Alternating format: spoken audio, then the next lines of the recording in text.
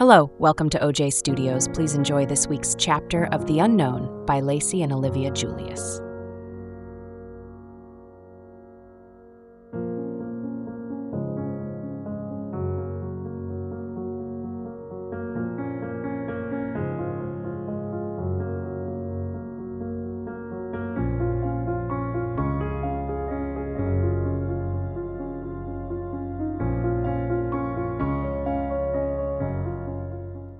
The ride to the mall with my mom was filled with her excited chatter about dresses, shoes, and accessories.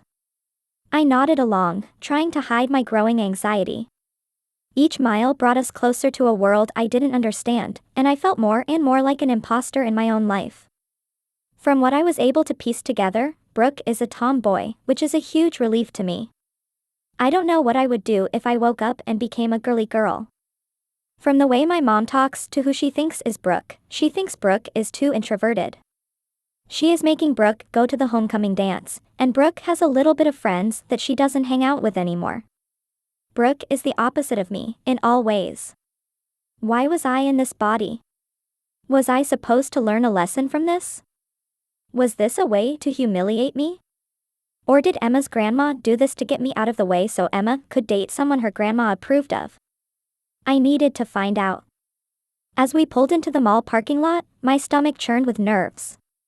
The bustling mall was filled with families and groups of friends, all enjoying their Sunday.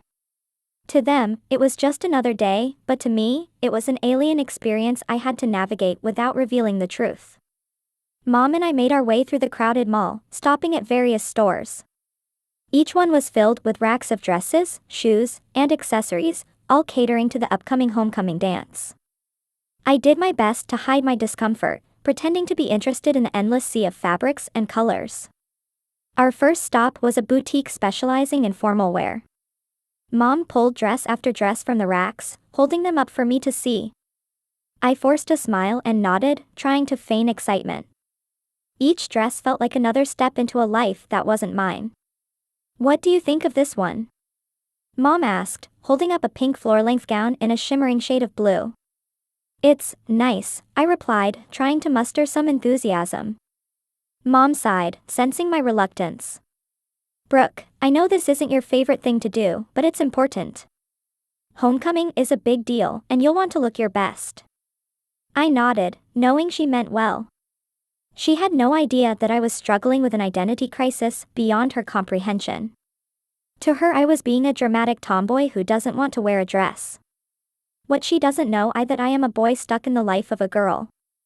We continued our search, finally settling on a simpler dress that I felt I could tolerate, a knee-length, royal blue, and it has a fitted bodice and a flared skirt. "You got to try it on," Mom said, motioning for a store clerk. I sighed, as the clerk took the dress and led me to the dressing rooms, where I took a deep breath and stepped inside. I slipped out of my jeans and t-shirt, feeling awkward and out of place. I was now standing in the changing rooms wearing just a bra and panties. I carefully put on the dress. The fabric was smooth and cool against my skin, a stark contrast to the familiar feel of my usual clothes. I couldn't zip up the zipper, or tie the sash behind me. I knew from many times going shopping with Emma that someone would have to help me zip it up. I put on the glasses and looked at myself in the mirror, feeling a strange mixture of disbelief and discomfort. I halfway expected to see Tyler wearing this thing, but instead, I saw Brooke looking very different in this dress. She looked beautiful. I put my legs together and felt the skirts of the dress dance around my legs. As I stood there, trying to adjust to the new image in the mirror, I couldn't help but feel a pang of anxiety. This wasn't me. I was Tyler, the star quarterback, not Brooke, a nobody in high school wearing a homecoming dress. I heard a soft knock on the door, and my mom's voice called out, "Brooke, do you need help with the zipper?" "Yeah, Mom," I replied, my voice sounding strange and uncertain. "I can't reach it." "Well, come out here and we'll help you," Mom said on the other end. I stepped out of the dressing room, and my mom's face lit up. "Oh, Brooke, you look beautiful." The store clerk came from behind me and zipped up the dress, encasing me in the dress. The clerk then adjusted the spaghetti straps so they would lay on my shoulders. I forced a smile, trying to hide my unease. Thanks, Mom. Now walk up and down the aisle, make sure you love it before we buy it. Mom said, pushing me down the aisle. I took a tentative step forward, feeling the unfamiliar weight of the dress swishing around my legs, and I struggled to keep from running into the changing room and taking off this dress and getting into the jeans and t-shirt. I walked up and down the aisle, feeling like everyone in the store was watching me. My mom's encouraging smile was the only thing that kept me from bolting back into the dressing room. See? It's not so bad, she said, clapping her hands together. You look stunning, Brooke. I nodded, trying to keep my anxiety at bay. Yeah, it's okay. Once I got back to Mom, the store clerk unzipped the dress and untied the sash, releasing the dress from me. I walked back into the changing room and changed back into the normal jeans and a t-shirt. Next, we moved on to shoes at a nice shoe store. Mom insisted on heels, despite my protests. I had never worn heels before, and the thought of navigating them at a dance filled me with dread. We eventually compromised on a pair of low-heeled pumps that I hoped wouldn't be too difficult to manage. The rest of the shopping trip went by in a blur. We picked out accessories, a small clutch, and some makeup that Mom insisted I would need. By the time we finished, I felt overwhelmed and exhausted, but I managed to keep my composure. I couldn't let anyone see how out of place I felt.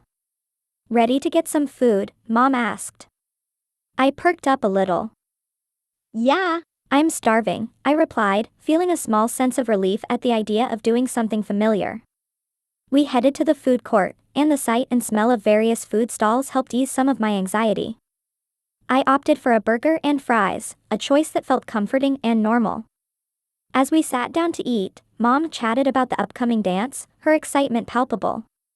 You know, Brooke, homecoming is such an important event, she said between bites of her salad. I remember my own homecoming like it was yesterday. You'll make wonderful memories. I nodded, trying to keep up the conversation.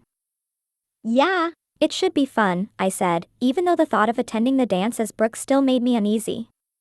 After lunch, we made one last stop at a jewelry store. Mom picked out a pair of delicate silver earrings and a matching necklace, insisting they would complete my homecoming look.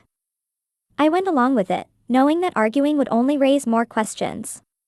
When we finally got home, I felt mentally and physically drained. I retreated to my room, eager for some alone time to think.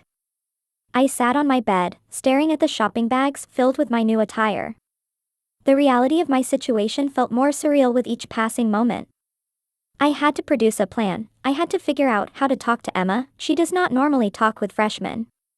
And how was she going to react when I told her that I was her boyfriend when she did not even know Tyler existed?